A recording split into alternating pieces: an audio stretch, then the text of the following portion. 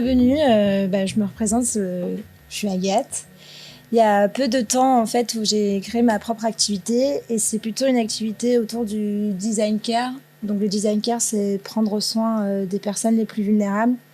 Donc plutôt, je me concentre sur tout ce qui est structure médico-sociale et sanitaire. Et donc là, je vais vous présenter ce projet Vers un dialogue que j'ai en fait mené en partenariat avec l'association Eureka, qui est une association qui accueille des personnes de TSA, donc aux troubles du spectre de l'autisme. Et à la fois, donc ce projet est actuellement exposé à la Biennale du Design, à la Cabane du Design. Et là, c'est ouvert à tout public. Et voilà, donc je vous expliquerai ensuite un peu comment on l'utilise. Donc en fait, Vers un dialogue, c'est plutôt un projet qui est né du fait de la question de comment on pouvait tisser des liens avec le monde ordinaire et l'autistan, donc le monde des autistes. L'autistan, c'est Chovanec qui a nommé ce monde comme ça. Et la question, c'était vraiment comment ces personnes, donc les autistes de bas niveau, pas les autistes de haut niveau, les autistes de bas niveau, en fait, sont des troubles de la communication. Et c'est un aspect de leur enfermement et aussi des interactions sociales. Et donc l'idée, c'était de se dire, maintenant qu'on sait qu'il y a le monde ordinaire et le monde des autistes, comment ces deux mondes qui s'affrontent peuvent se rencontrer sans passer par le langage verbal, parce que pour ces autistes, c'est extrêmement compliqué de communiquer. Ils vont faire des écolalies, des néologismes, du mimétisme, mais ils vont pas faire de syntaxe. Donc, tout au long en fait de ce projet, je dirais, c'était mes mots d'ordre en fait, c'est bien avec vous, bien avec toi, bien ensemble, faire ensemble et vivre ensemble. Et ce sont aussi des mots c'est des phrases et des mots qui guident tous mes autres projets. Donc c'est là comment dessiner un territoire commun physique et sonore qui permettent donc de se connecter à l'ordinaire et à l'autistan dans une écoute et une vibration d'ensemble, sans forcer ni obliger quiconque pour faire avec, faire ensemble et vivre ensemble. C'est très important cette notion de pas obliger les personnes, surtout chez les autistes. Donc là, c'est toutes les personnes avec qui j'ai travaillé en fait durant 1 an. Voilà, donc avec autant des éducateurs spécialisés que des musicothérapeutes, que des psychologues, que des autistes, parce que c'est important aussi que les autistes, je puisse les rencontrer pour essayer. Et ils m'ont accompagnée tout au long. Donc on a eu plein de réunions. Et là, c'est mes débuts en fait de maquettes, je dirais. Donc c'était des maquettes échelle 1 pour voir en fait comment ils allaient s'approprier l'objet. Donc c'est vraiment le système de l'affordance où je ne guide pas et je ne dicte pas ce qu'on doit faire. Et donc c'est vraiment dans l'idée, est-ce qu'ils préfèrent taper, souffler, gratter, plein de choses. Et dans l'idée aussi de regarder et observer comment les interactions se font par la dimension sonore. Donc voilà, toutes ces premières maquettes m'ont aidé à définir ensuite la suite du projet. Et il s'est avéré qu'en fait, il y a beaucoup de choses que j'ai mis de côté parce que notamment dans la couleur, je me suis aperçue en fait que la couleur, beaucoup de ces objets ont été cassés ou ils mordaient dedans ou ils les arrachaient, ils les lançaient. En fait, il s'avère que chez ces personnes autistes, la couleur, par exemple, notamment le jaune, ça provoque des surcharges émotionnelles et donc ils sont plus du tout concentrés sur l'objet, mais sur la couleur et ils sont plus du tout avec nous. Et à la fois, tous ces petits objets, je les ai pas gardés parce qu'au final, ils se recroquevillaient sur eux-mêmes et ils étaient plus du tout ouverts sur nous. Donc là, je vais vous expliquer. Là, donc j'ai appelé ça le paysage sonore. Donc on voit un tapis. Donc ce tapis-là, en fait, ça représente la zone, une zone rassurante, réconfortante et immuable. Quelque chose de très important aussi pour ces personnes-là, où les choses ne doivent pas bouger, avoir des repères. Et vous avez donc 6 autres dispositifs sonores qui sont certains sont surmontés d'un socle, comme une colonne vertébrale. Et c'est dans l'idée de jouer le jeu social, l'interaction, les vibrations, l'imitation, tout ce qui est visuel aussi, c'est très important. Et donc de faire ensemble, voilà, que chacun soit pas dans son coin. Donc après, avec le musicothérapeute, j'ai quand même regardé avec lui quels étaient les instruments qui apportaient des bienfaits et du bien-être. Donc là, c'est l'inspiration du kalimba, un petit instrument, mais là, je dirais, je l'ai un peu hybridé sous une autre forme. Ici, on a le tamboa, donc ça procure aussi plutôt une musicalité assez simple et harmonieuse.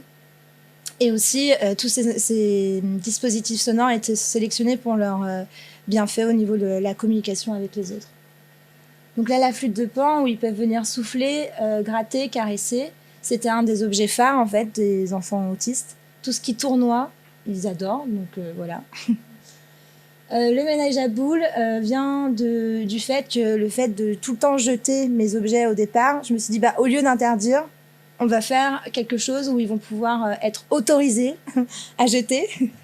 Donc voilà, ils jettent la boule et ça crée du son autour des boulons, ou bien ils viennent gratter avec la baguette. L'arbre à clochette, qui a bien fonctionné. Et le boîtier sonore, où là, c'est plus la dimension autour... on vient avec son doigt ou son pied presser un peu la pastille.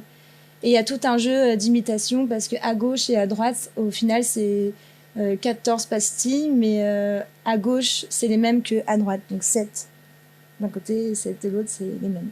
Donc ça permet aussi d'imiter et de faire du mimétisme. Et donc c'est un projet vraiment qui a vraiment été fédérateur de liens sociaux et qui aujourd'hui continue à exister à la cabane du design, parce qu'on accueille autant des publics jeunes publics ordinaires comme des publics aussi en situation de handicap, et là pas que des TSA, d'autres situations de handicap. Et pour vous montrer un peu ce que ça rend et le son que ça produit, voilà la vidéo. Ah, tu tires. C'est vrai que c'est les deux qui tu tires. Ah, tire. Merci. Ça tourne. Appuie avec tes têtes, comme tu le sens. Et fais le bruit. Encore. Et encore. Ouais. Regarde comme c'est beau. Écoute. Encore. Et fais le bruit.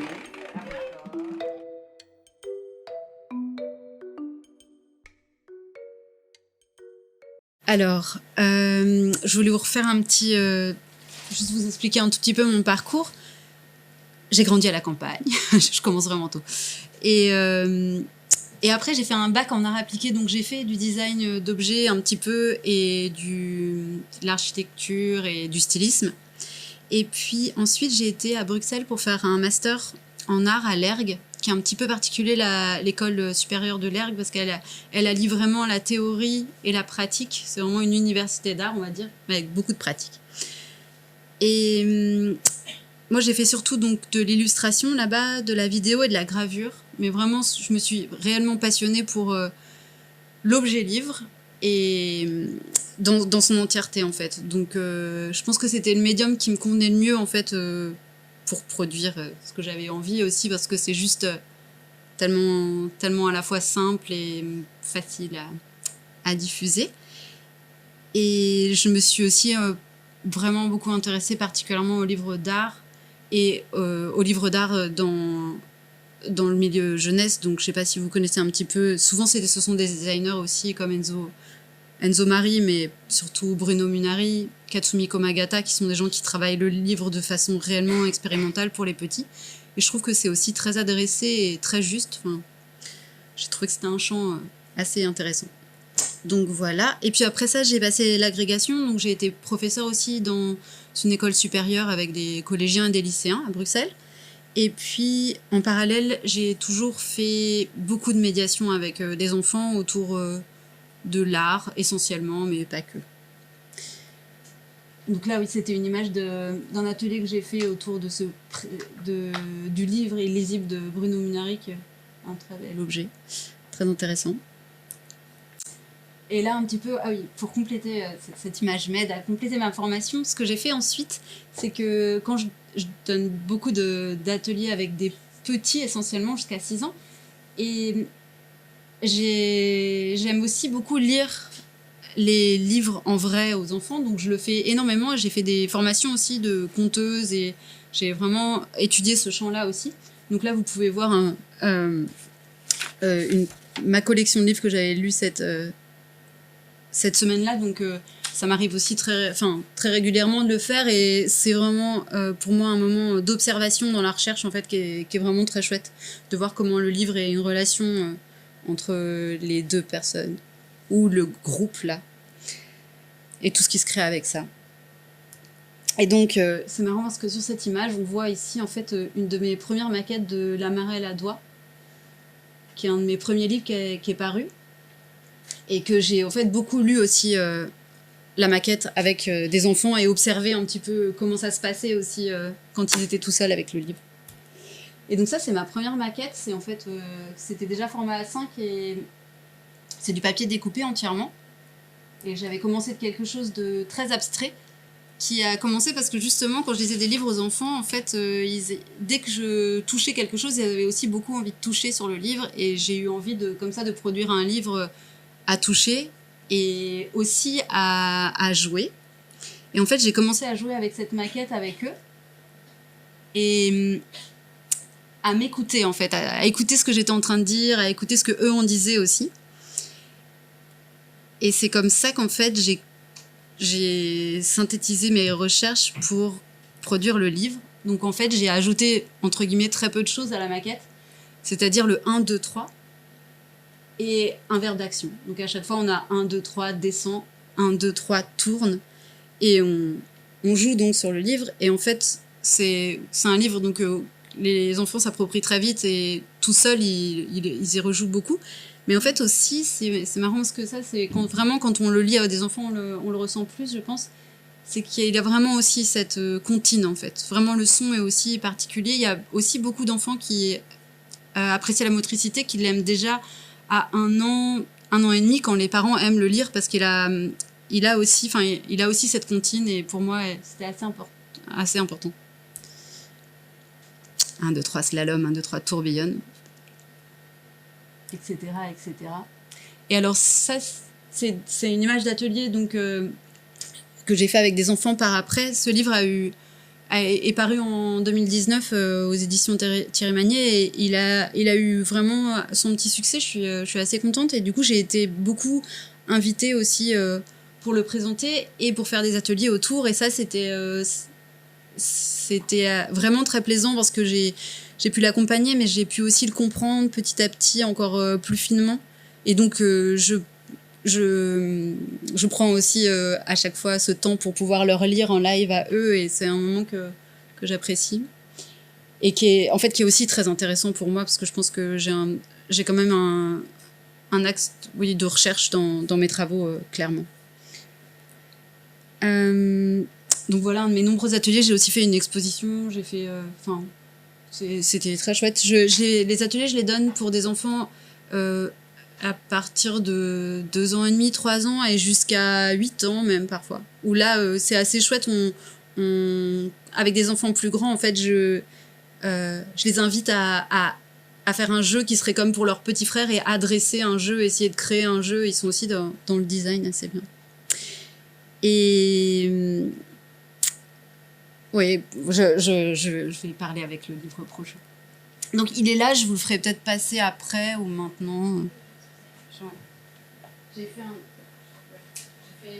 autre qui est paru l'année dernière, qui est un peu une suite mais avec les mains.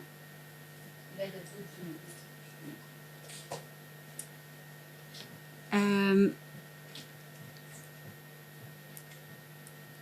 J'ai eu la chance aussi de d'avoir beaucoup de choix en fait pour la conception de l'objet, en fait un petit peu dans tous mes livres, parce que j'ai eu la chance de travailler avec des éditeurs vraiment attentionnés à ce niveau-là.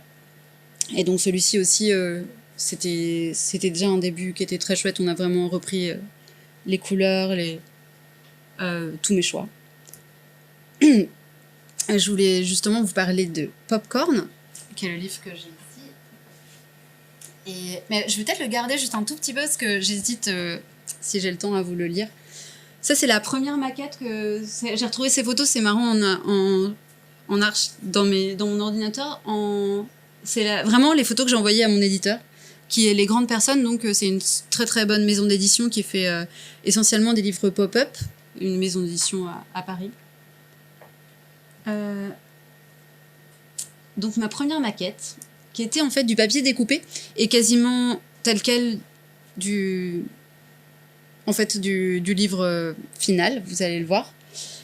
Et en fait, je l'ai vraiment travaillé comme un objet et aussi comme un film. Parce que j'ai fait un petit peu de vidéo et lui, c'était vraiment ça, c'est vraiment du papier noir avec des points blancs que j'ai dessinés et que je mettais les pages et je testais, et puis quand il y a des pages que je trouvais en trop, je les collais entre elles comme si j'enlevais des passages, ou j'ai aussi décollé des pages pour venir mettre un prélude. Je me suis beaucoup amusée avec ça c'était très chouette, et aussi du coup tout l'objet entier me tenait vraiment à cœur, parce que là c'est du papier noir, ça faisait vraiment une tranche de ciel comme ça. Enfin, pour moi, c'est quelque chose qui se passe dans la nuit, donc c'était très très important. Ça aussi, au niveau tactile, il était très doux. Et quand je le lisais aux enfants, je trouvais que ça faisait vraiment partie en fait de l'histoire. Et qui est pas une grande histoire, c'est surtout pour moi c'est un petit peu une poésie que j'ai mis en rythme. En réfléchissant là en préparant pour ce soir, je me disais que mes livres, des fois, je les ai fait un petit peu comme des films, mais aussi, pourquoi pas comme des partitions, on dirait un petit peu. Il y a des images et le texte et le rythme qui invitent à le suivre, et puis parfois à faire des digressions, mais voilà. Ça, c'est la seule chose qu'on a changé de ce livre, parce que ma maquette, pour pouvoir les décoller tout le temps, j'avais fait un grand collage d'une carte du ciel comme ça, mais on l'a créé en pop-up. J'avais déjà l'idée de le faire de cette manière-ci. Et donc voilà, le livre qui est là. C'était vraiment très très chouette de travailler avec Brigitte Morel, donc des grandes personnes, parce qu'elle a vraiment justement respecté tout ça. On a travaillé énormément l'impression du noir, on a travaillé énormément quel jaune utiliser. Elle a imprimé à l'intérieur des pages pour que vraiment, quand on ait l'objet, on soit vraiment dans un maximum de noir. Moi, je voulais qu'il soit peint aussi. Vous savez, il y a des livres où c'est peint sur la tranche, mais là c'était pas possible parce qu'il y a un pop-up à l'intérieur. Mais voilà, et en fait, vu que on dirait pas celui-ci ou l'autre, que en fait c'est tout du collage de papier très simple, les originaux, mais là c'est elle qui a eu cette idée qui est très chouette, c'est qu'en fait on a collé des morceaux de papier, donc il y a tous les pop-corns qui sont dedans sont collés, donc il est aussi vraiment tactile, dans une finesse. Donc voilà. J'ai aussi donné vraiment beaucoup d'ateliers sur ce livre, et j'ai pu remarquer à quel point aussi à chaque fois le pop-up est assez apprécié, il a son moment, mais aussi vraiment cette notion de comptine est très bien reçue par les enfants. C'est souvent les enfants, quand je leur demande, des petits, c'est leur best. Lequel vous préférez? C'est Podcorn. Ils disent tout le temps Podcorn. Je ne sais pas. Voilà, par contre, ça c'est un peu leur défaut. Je sais pas, ouais. Je voulais un petit peu vous présenter ensuite ce dernier projet qui me tient à cœur, parce que c'est ce qui m'occupe en ce moment, et ça montre bien aussi un petit peu la diversité de ma pratique. C'est une résidence que j'ai fait au début de cette année scolaire, où j'ai fait, en fait, c'était médiation et accompagnement d'écriture d'un livre. Et mon projet s'appelait Forêt Fusain. C'était aller chercher du fusain dans la forêt. Bon, il s'avère que ça pousse pas à l'intérieur des forêts, mais en lisière ou à côté des petits étangs. Et donc d'aller avec des enfants chercher des morceaux de fusain et de les rapporter et de les cuire et d'en transformer en charbon et de dessiner avec. Tout en leur expliquant que, bien sûr, c'est un des premiers outils de dessin aussi, c'est assez chouette. Donc, de remarquer que, oui, dans la préhistoire, c'était déjà ces procédés-là. Et donc, on s'est mis au travail. Et puis, moi, du coup, je fais essentiellement du papier découpé. Là, dans mes livres, il n'y en a pas trop, mais des fois, je faisais un peu du feutre ou de l'encre. J'ai fait pas mal. Ça faisait longtemps que je n'avais pas fait du fusain. Donc, en fait, je me suis immergée dans ma recherche avec eux. En retravaillant cet outil que moi je trouve particulièrement agréable, parce qu'il est très très très sensible. Enfin, il est à la fois très fort et à la fois on voit toutes les petites taches, et voilà. Donc on a été chercher du fusain. Et on s'est mis à justement tracer, caresser, et tout aussi par l'observation de ce qu'on avait trouvé. J'ai été assez bouleversée par les résultats, vraiment, c'était vraiment très chouette aussi. Mes premières peurs, c'était que les enfants se lassent du noir et blanc, et là, il s'avère que, par exemple, c'est un stage où on a fait vraiment du noir et blanc pendant 5 jours, et jamais ils ont rien dit. On a vraiment, enfin ça, j'étais très contente de réussir à rester dans l'expérience, et c'était très chouette. Voilà aussi encore un petit peu l'étendue de nos recherches. Et bien sûr, on a fait un moment un petit peu dans la grotte où on a dessiné tous ensemble avec des dessins, avec des fusains aussi, c'est ce que j'ai pas bien expliqué, qu'on a fabriqués, qui sont du coup un tout petit peu plus marron que les autres et des traits noirs. On a dessiné tous ensemble. C'était des moments assez beaux.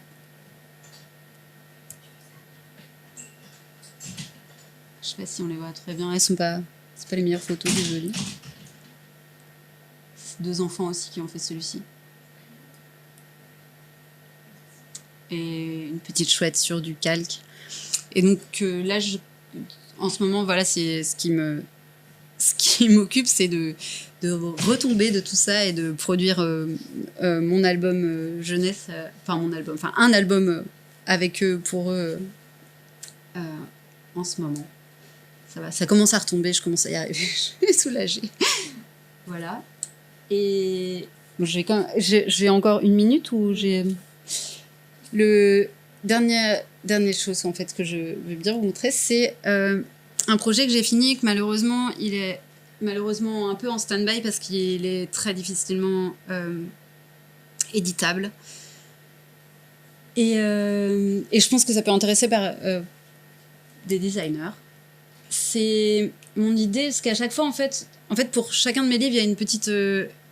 forcément, il y a une impulsion de départ dont je me rappelle.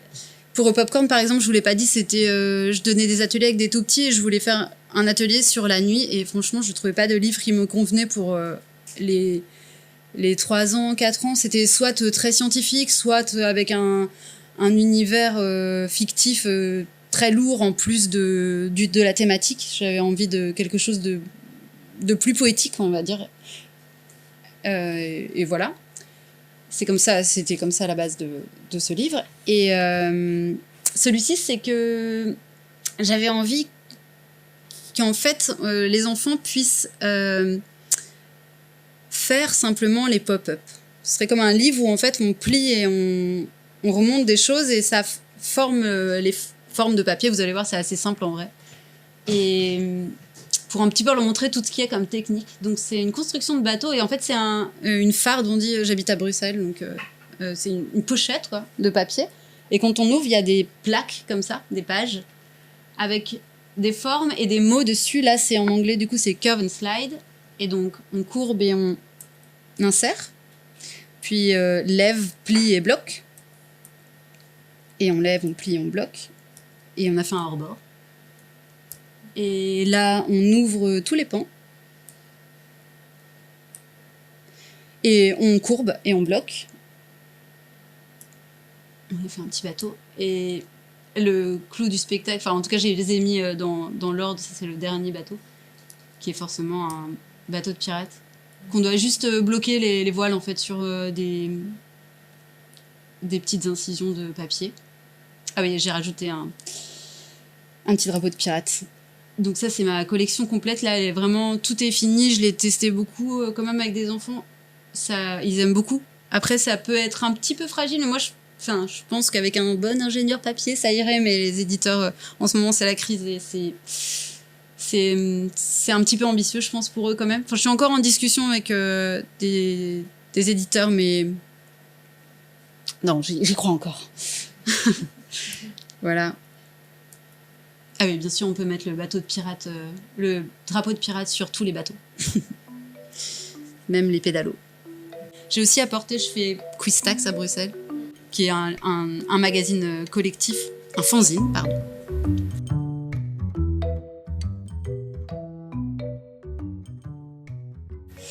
Moi aussi, je suis un peu impressionnée parce que du coup, j'ai plus l'habitude d'être devant des enfants, comme vous le voyez là.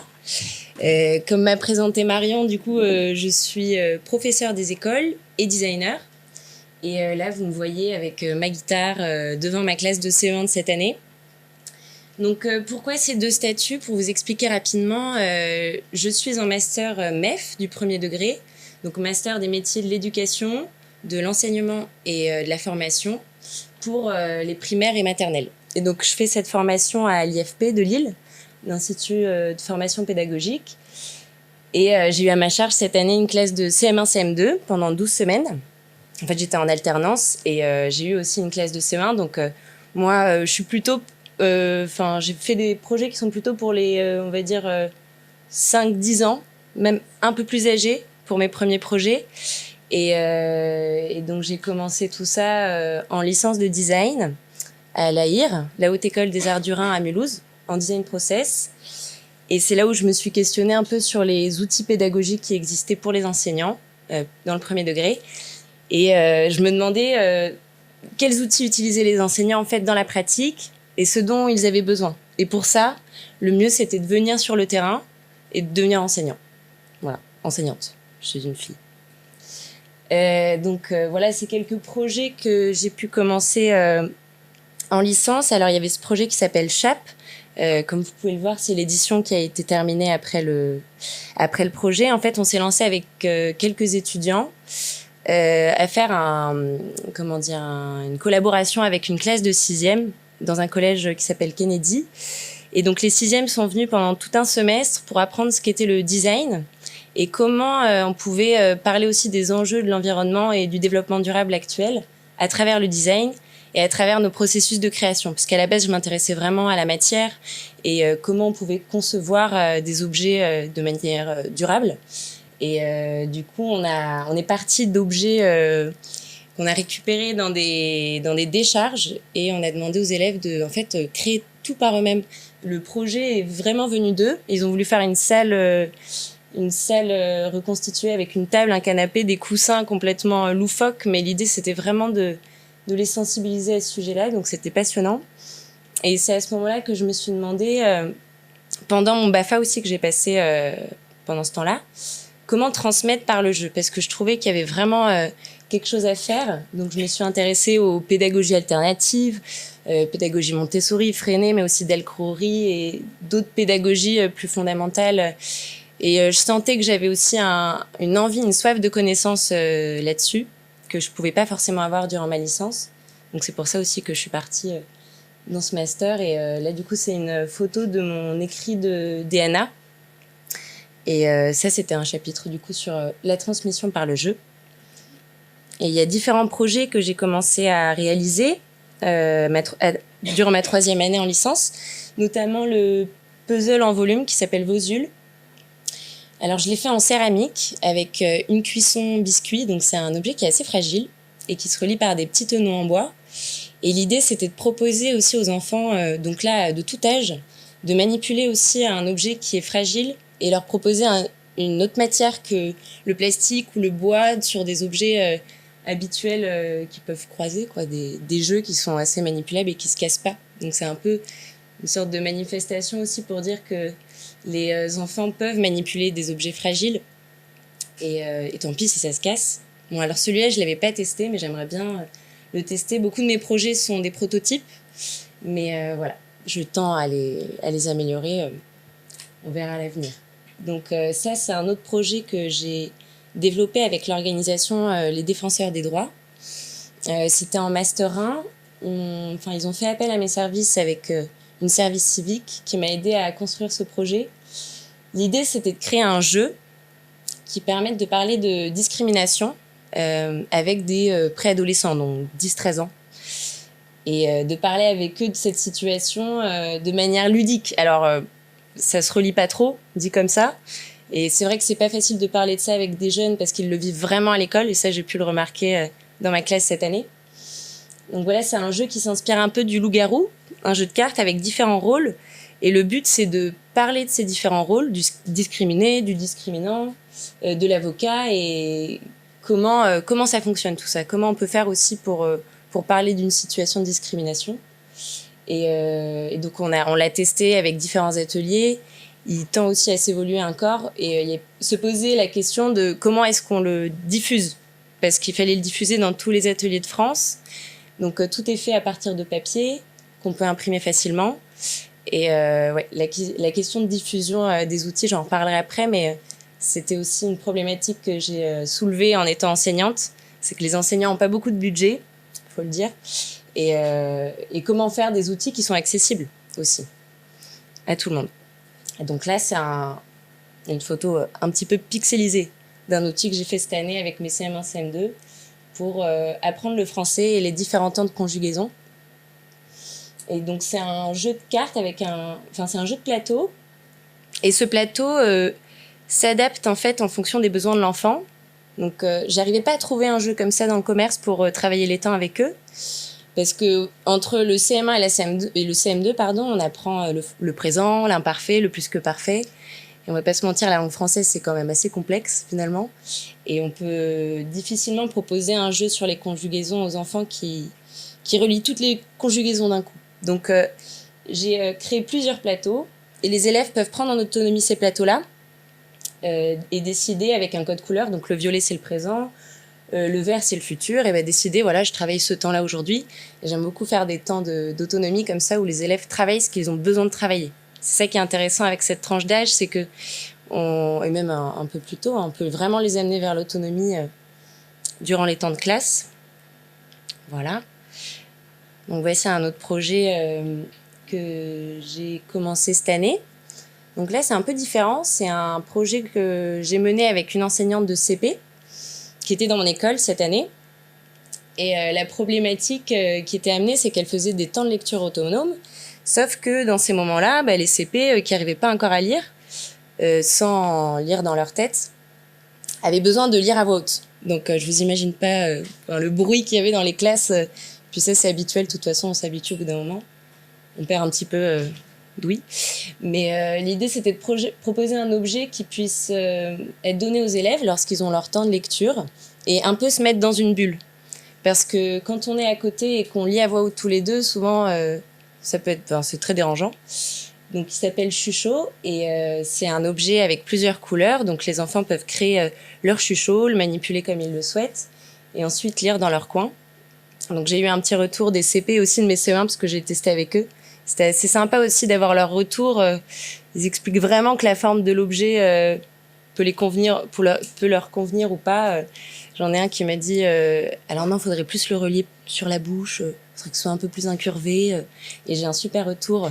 C'est excellent. Voilà. Je trouvais ça vraiment mignon. Je voulais vous le montrer. Donc l'idée, c'est vraiment de faire évoluer ces outils, même si c'est des prototypes, de les faire évoluer avec les enfants. De leur dire, alors dites-moi là, qu'est-ce que je peux changer? Parce que souvent, ils ont des idées absolument géniales, en fait. Voilà l'idée. Merci de m'avoir donné le chuchoté, Madame Elisabeth. Ah ouais, attention. Et attends, c'est une belle phrase quand même, pour des CP. On valide. Alors là, c'est une photo de ma classe de CM1, CM2. Cette année, j'ai fait mes recherches pour réaliser mon mémoire.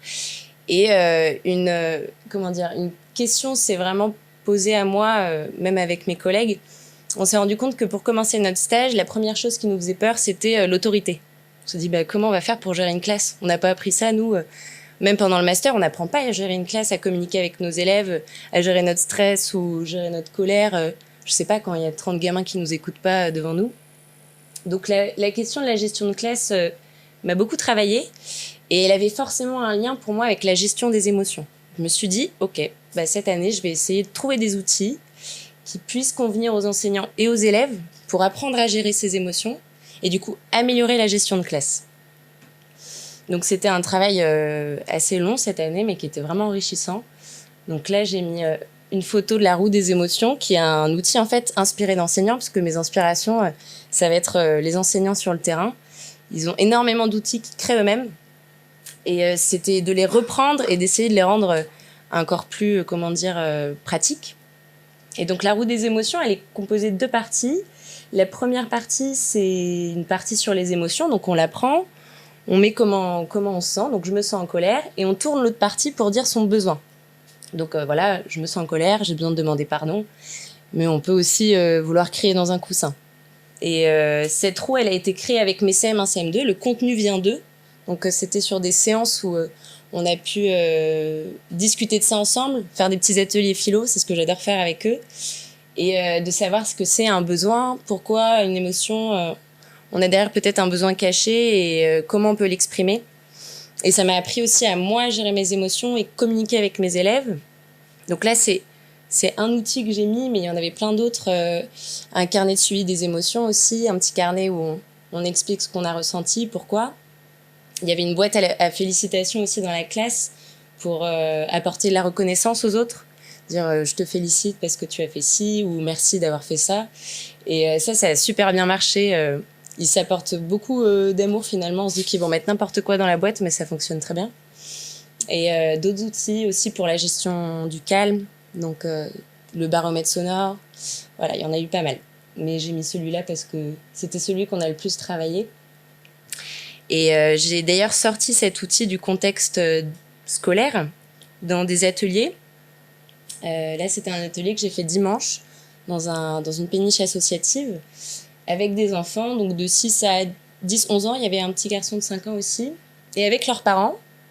Et l'idée, c'était de parler des émotions avec le film Vice Versa, qui est aussi un outil en soi pour parler des émotions et pour développer ses compétences émotionnelles, parce que je suis vraiment partie de ça, du travail de Nicolas Jack, de l'intelligence émotionnelle de Goleman aussi, des références qui m'ont énormément apporté.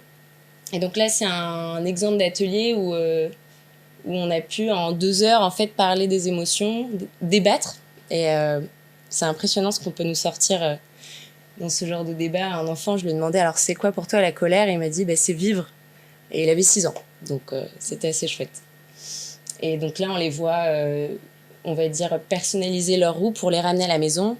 Et les parents étaient là pour essayer de comprendre comment ça fonctionnait. Et on a beaucoup qui sont venus en fait avec des enfants qui étaient dans des situations de colère et de stress.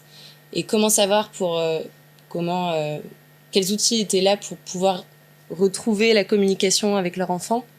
Il y a aussi le message clair, mais bon, j'ai trop d'outils, mais il y en a plein qui sont vraiment passionnants. Et donc, je tends à continuer un peu ces ateliers, à continuer à faire ce travail l'année prochaine si je fais des suppléances en école, et d'essayer de continuer à relier les deux pour aussi travailler avec les enseignants, parce que c'est ça qui m'intéresserait vraiment. C'est que c'est les enseignants qui puissent apporter les outils qu'ils ont créés eux et les améliorer avec eux. C'est un peu mon objectif, vu que là j'ai terminé mon master. Voilà. Donc ce sera à peu près tout pour moi.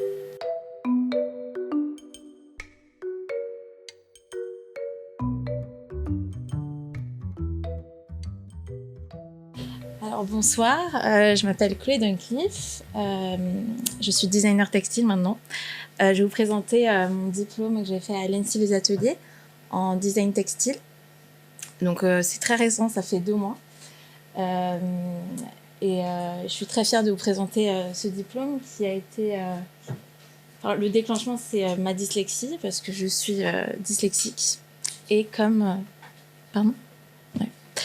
Comme 10% de la population, enfin des enfants qui sont dyslexiques, et je trouvais important en tout cas de par mon expérience et pour ces 10% de parler de cette dyslexie et d'apporter un nouveau regard sur la dyslexie, la dysorthographie, la dysphasie, la dyspraxie.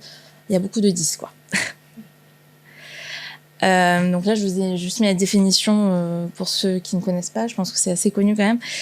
Le trouble, donc c'est une trouble à la capacité à lire, à écrire, mais c'est de la dysorthographie, et à reproduire le langage écrit. Et moi, voilà, c'est moi. En CP, je découvre que je suis dyslexique. Voilà, je l'ai pas caché très longtemps, même si j'avais des mécanismes de mémorisation assez impressionnants, où je pouvais lire un texte, parce que je lisais en dernière, bien évidemment, parce que j'étais la plus nulle. Et en fait, je retenais tout ce que mes camarades lisaient, et ensuite je la récitais. Et pour ça, j'ai fait 15 ans d'orthophonie pour régler ce problème. Et notamment, on faisait de la lecture verticale qui m'a énormément aidée. Aussi, j'assemblais des cartes d'illustration et après, je devais en parler pour améliorer mon langage et mon vocabulaire. Et ensuite, le rythme, parce que la lecture, c'est un rythme et c'est une chanson et je n'avais pas du tout le rythme. Voilà. Donc, j'ai dû travailler là-dessus. Et aussi, la dernière chose, la dictée. Voilà, mon pire cauchemar. Toujours aujourd'hui. Donc à partir de ça, je suis partie dans le Loiret, à Montargis, voir une école Montargis, et je suis allée dans une classe de CM1, une classe de petite section, où alors j'ai plus beaucoup de photos, mais c'était très intéressant pour voir notamment où était l'apprentissage aujourd'hui de l'écriture et de la lecture. Et je pense qu'il n'a pas changé depuis que j'y suis passée, donc c'est assez long. Et à partir de ça, je me suis dit pourquoi pas créer un kit d'activité de l'apprentissage, premièrement de l'alphabet, parce qu'en petite section, c'est ce qu'on fait, on apprend l'alphabet avant d'apprendre les mots. Voilà. Je me suis inspirée de ce livre qui est très intéressant parce qu'il y a énormément d'exercices écrits et oraux. Donc ça a été mes premières idées sont parties de ce livre. Ensuite, en lisant ce livre, j'ai remarqué qu'il y avait trois choses importantes. Il y avait le chant, la création et la danse. Et ça parlait toujours du corps de l'enfant. Et voilà, donc c'était les trois mots qui m'ont inspirée pour ces exercices. Ce qui était important, je trouve, en tant que designer textile, c'est d'utiliser mon savoir-faire avec la couleur, la matière et les finitions pour apporter un nouveau regard à ces exercices qui sont sur le papier, qui sont très lisses et qui sont à plat, quoi. Donc créer du volume en 3D. À partir de ça, mes trois exercices, j'ai élaboré ces exercices avec ces trois règles, donc la règle de la modularité, de la créativité, de l'écoute, de la perception auditive et de la mémoire. Je vais vous présenter le premier exercice. Bon, j'ai vachement condensé parce que normalement cette présentation fait 45 minutes, donc voilà. Donc premièrement l'alphabet numérique. Je me suis amusée avec des points, des lignes et des courbes à travailler un espèce d'alphabet numérique, un outil pédagogique qui serait ludique avec des images rythmées et avec des figures géométriques. Donc là, il y en a quelques-unes. Et comme vous pouvez le constater, la composition d'une lettre est animée par la couleur qui permet à l'enfant de voir la lettre d'une autre manière. Donc l'idée c'était de montrer ces visuels aux enfants et d'ensuite d'avoir leur analyse et de comprendre qu'est-ce qu'ils ont vu comme lettres. Parfois c'était des lettres que je n'avais pas vues, donc c'est aussi intéressant d'avoir leur point de vue sur ces voyelles. Donc là ce serait intéressant de savoir ce que vous voyez. Voilà.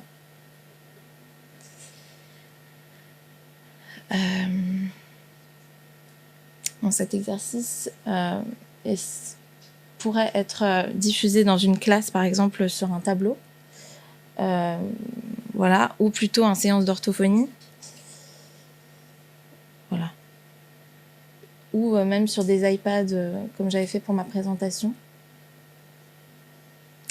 Le deuxième exercice, c'est partition. Voilà.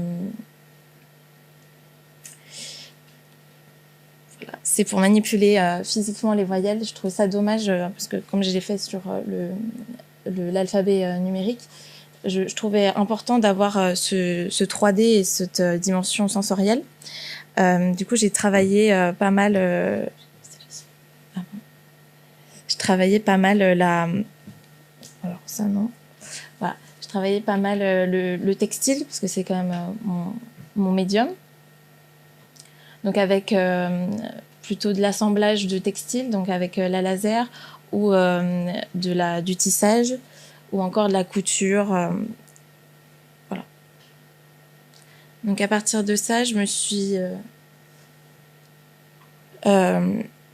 j'ai voulu créer une partition un peu de musique. Donc c'est sur un tableau où en fait avec des scratchs où on pourrait créer des lettres à partir de ces textiles créés.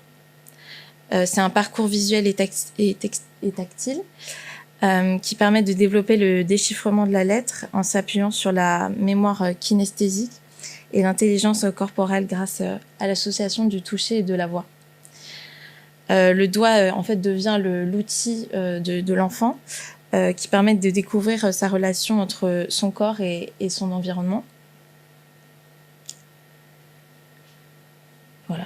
Et le troisième exercice, support de narration, comme je vous ai dit avant, quand j'étais en orthophonie, j'avais un exercice qui était de poser des cartes. Enfin, les cartes étaient dans le désordre et je devais les réassembler pour en parler ensuite et créer une histoire de toutes pièces. Enfin, d'écrire l'histoire, en tout cas, que je m'étais faite. Et j'ai voulu revisiter cet exercice en proposant un plateau de jeu qui est juste derrière moi, qui permet d'utiliser les objets. Donc, il y a des lieux, la temporalité et les personnages. Donc, pour les lieux, il y a la montagne, la forêt, la maison, la ville et la mer. Pour les temporalités, il y a le soleil et la lune pour le jour et la nuit. Et ensuite, il y a les personnages qui prennent la forme de petites créatures animales. J'ai fait le choix d'utiliser la représentation, de ne pas représenter l'humain pour libérer l'imagination de l'enfant. Et à cela s'ajoutent des objets miniatures qu'on peut trouver typiquement dans des lieux que j'ai énoncés avant. Cet exercice permet aux enfants d'organiser et de classer et de restituer l'histoire inventée grâce à leur propre récit et grille de lecture. Avec ces couleurs et visuels et le toucher associé aux matières, ça développe en tout cas la créativité et la sensorialité des enfants qui n'ont plus le sentiment d'exercer un exercice, mais qui jouent réellement. J'ai fait un atelier, je vous montre pas la vidéo parce qu'elle est un peu longue, mais où en fait j'ai pu tester ces prototypes. Voilà. L'apprentissage à travers l'association du jeu, du son, de la couleur, du chant et du toucher donne une approche kinesthésique de l'alphabet qui fonctionne auprès de tous les enfants, notamment dyslexiques, mais d'autres. Et voilà. Et en fait, ça régule la concentration et l'organisation chez les jeunes enfants comme les plus vieux, parce que généralement les gens dyslexiques sont un peu plus tardifs. Donc cet exercice, il est pour les 6 ans, parce que 5 ans c'était un peu juste quand même. Donc 6 ans, 12 ans, 13 ans. Voilà, c'est tout pour moi. Merci.